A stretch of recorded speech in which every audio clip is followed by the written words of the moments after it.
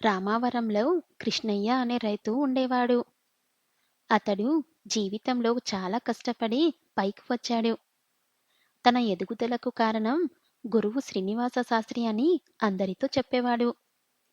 కృష్ణయ్య వృద్ధుడయ్యాక తన కొడుకులిద్దరిని పిలిచి గురువు గారి సలహాలతో హాయిగా బతకండని చెప్పాడు. కృష్ణయ్య చనిపోయాక అతడి ఇద్దరు కొడుకులు గురువు దగ్గరకు వెళ్లారు. ఆయన ఇద్దరికీ 2 చీటీలిచ్చి, మీరు చాలా ఇబ్బందిలో ఉన్నప్పుడు మాత్రమే వీటిని తెరిచి చూడండి.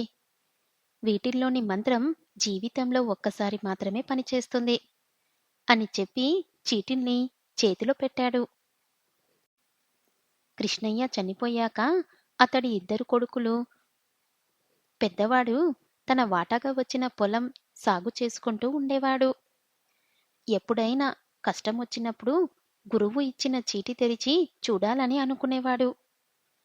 కానీ అది ఒక్కసారికే ఉపయోగపడుతుందన్న మాట గుర్తుకొచ్చి ఆ ఆలోచన మానుకునేవాడు.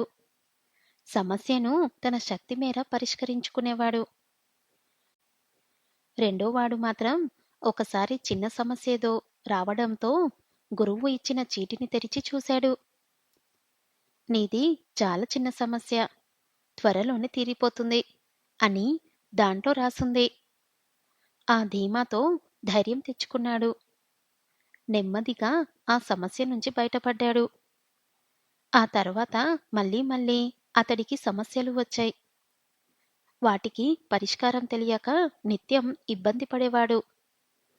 పెద్దవాడు మాత్రం జీవితంలో ఎప్పుడూ చీటీ తెరవకుండానే అవసరమైతే చీటీ ఉందన్న ధీమతో సమస్యల్ని తనకు తానుగా పరిష్కరించుకుంటూ సంతోషంగా జీవించాడు.